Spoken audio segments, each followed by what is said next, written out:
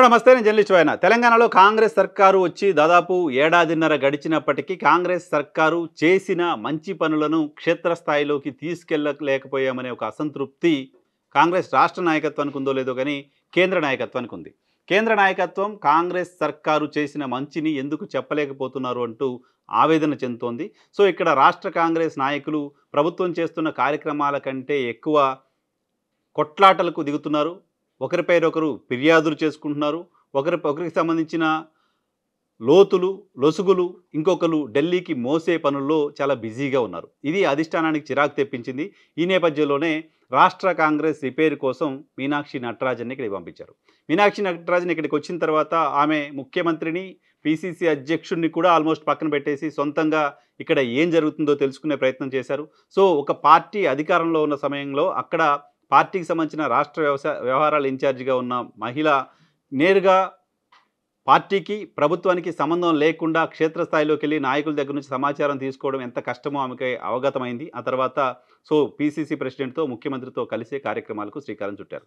ఈ కార్యక్రమాలకు శ్రీకారం చుడుతున్న క్రమంలో కూడా పార్టీని రిపేర్ చేయడానికి సంబంధించిన ఆలోచనల్ని చాలా సీరియస్గా చేస్తూ వస్తున్నారు. ఈ మేరకు ఆమెకు ఇలాంటి రిపేర్లు చేయడానికి సంబంధించి రాహుల్ గాంధీ దగ్గర నుంచి కూడా మద్దతు స్పష్టంగా కనిపిస్తోంది. ఈ నేపథ్యంలోనే క్షేత్రస్థాయిలో ముఖ్యమంత్రి ప్రజల దగ్గరికి వెళ్తారు లాంటి వార్తలు దాదాపు 6-7 నెలలుగా చూస్తున్నాం. ఈయన ప్రభుత్వం వచ్చిన తర్వాత ఏం చేశామనేది నేను ప్రజల దగ్గరికి వెళ్ళి చెప్తానంటూ చెప్తూ వస్తున్నారు. బట్ ఇప్పటివరకు వెళ్ళాల.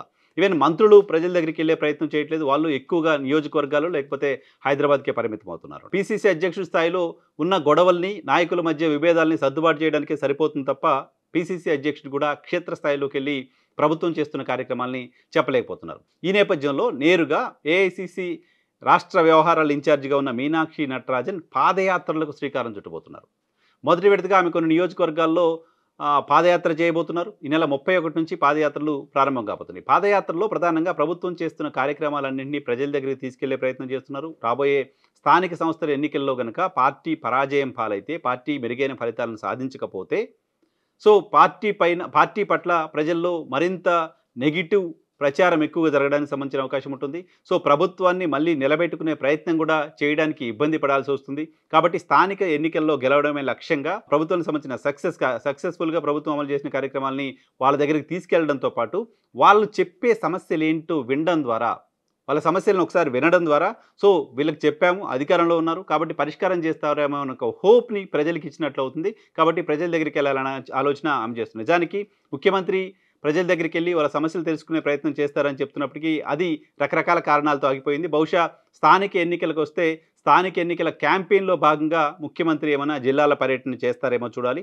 ఏఐసిసి ఇన్ఛార్జిగా ఉన్న మీనాక్షి నటరాజన్ రాష్ట్రంలో పాదయాత్రలు చేయడం అనేది అనూహ్యంగా కనపడుతుంది. ఎందుకంటే పార్టీకి సంబంధించిన వ్యవహారాల ఇన్ఛార్జిగా వచ్చిన వ్యక్తి క్షేత్రస్థాయిలో నాయకుల మధ్య విభేదాలను పరిష్కరించడమో, లేకపోతే స్ట్రాటజీ చేయడమో, లేకపోతే కూటమిగా ఉంటే పార్టీల మధ్య కోఆర్డినేషన్కి సంబంధించిన వ్యవహారాలు చూడడమో, లేకపోతే ప్రభుత్వం పార్టీ ఇచ్చిన హామీలన్నింటినీ ప్రాపర్గా అమలు చేస్తుందా లేదా పర్యవేక్షణ చేయడమో ఇవి మాత్రమే చూస్తూ ఉంటారు. బట్ పార్టీ వ్యవహారాల ఇన్ఛార్జ్ నేరుగా ప్రజల దగ్గరికి వెళ్ళి పాదయాత్రలు చేయడం అనేది మొదటిసారిగా బహుశా చూస్తున్నాం మీనాక్షి నటరాజన్ రూపంలో. మీనాక్షి నటరాజన్ చేస్తున్న ఈ పాదయాత్ర ప్రయత్నం కాంగ్రెస్ పార్టీ ప్రస్తుత పరిస్థితి నుంచి బయటపడేలా చేస్తుందా? కాంగ్రెస్ పార్టీ అవునన్నా కాదన్నా ఇప్పుడు చాలా సమస్యల్లో ఉంది. అధికారంలో ఉన్నప్పుడు ఈ సమస్యలు ఏం కనపడవు, అధికారంలో ఉన్నారు కాబట్టి అవి కనపడట్లేదు. బట్ ఇంటర్నల్గా చూస్తున్న వాళ్ళకి మాత్రం కాంగ్రెస్ పార్టీ ఏ పరిస్థితిలో ఉందో అర్థమవుతోంది.